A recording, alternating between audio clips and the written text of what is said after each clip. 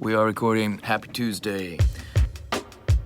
Hit record from home, making art every day, doing it with other people.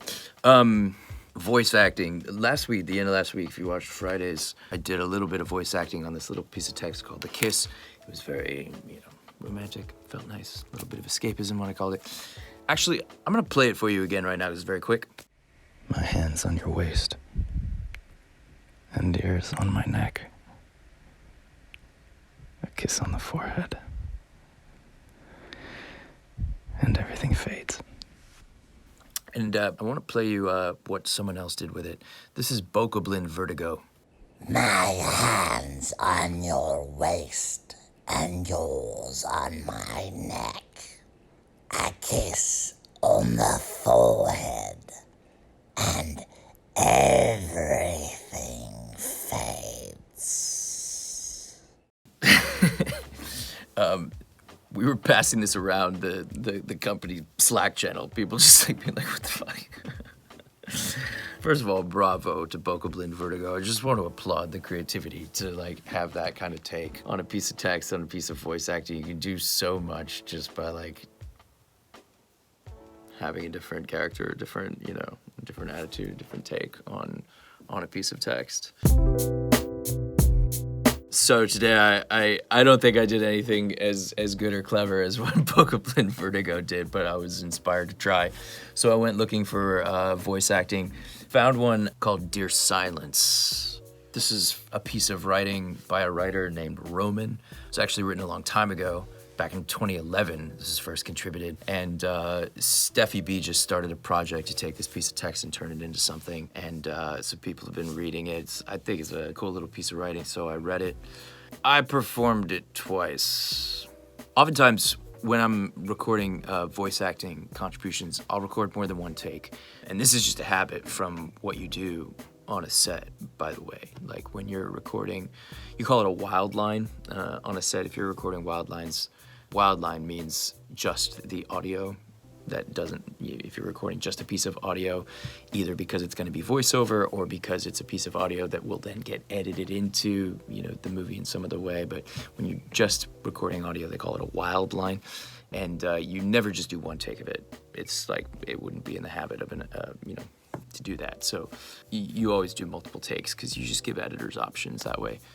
So when I'm recording voice acting contributions on HITRECORD, I don't always do it. Sometimes I'll just dash it off and be done, but oftentimes I'll record more than one take. And by the way, I find that's when you kind of get into the groove of it, because it allows you to stop worrying about did I get it all right? Because you're allowed to just do it again. You're gonna do it again. Then you can just go.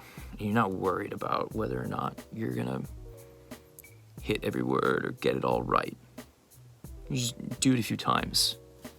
And if an editor wants to make something out of what you've done, then they have multiple takes. They can use this part from one take and another part from another take. And if you mess up on this part, then they can use the other take. And so it's just good to do multiple takes. I did multiple takes of Dear Silence for a different reason. Here's the first take. Dear Silence. Yesterday I waited for you, but you never showed.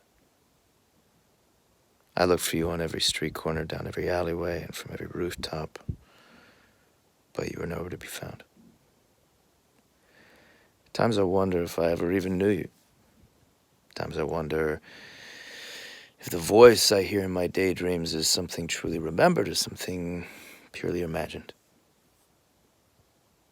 If you're out there, I want you to know that I'm still here,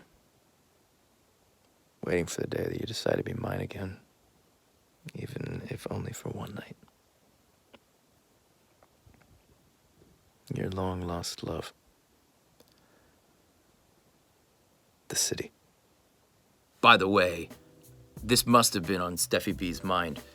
To write a love letter to the personification of silence from the personification of New York City, where the city is longing for silence, some long-lost love that they used to know but don't know anymore and would love to see again, but sort of knows that they never will, is incredibly ironic, of course, because, this This piece of writing, like I said, was written years ago, 2011, and now, 9 years later, we are actually living in a moment where New York City is experiencing silence in, not under the best of circumstances, of course, but kind of incredible find there. Gotta hand it to Steffi B for finding this, and because it's really, I love, it's very powerful how it's indirectly pertinent to today's situation, and that's not easy nowadays, to make some art that's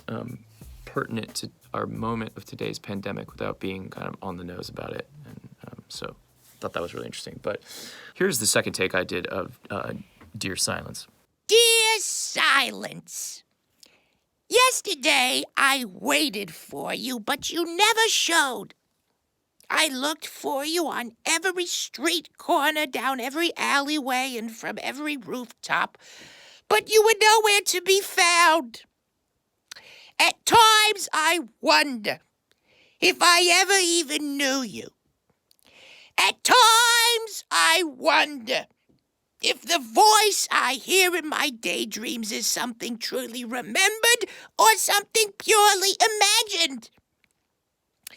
If you're out there, I want you to know that I'm still here, waiting for the day that you decide to be mine again, even if only for one night. Your long-lost love, the city. So again, I don't think this I don't think I accomplished anything as great as what Bokoblin Vertigo did, but that was what I did as inspired by his weird remix. If any of you out there remember the tiny story, Dear Flower, I did that same voice. Dear Flower, the first record we ever put out. It's a 45, like an EP called Nothing Big. For the hardcore HITRECORD fans out there, who has that record? Anybody out there have that record? Bit of voice acting for today.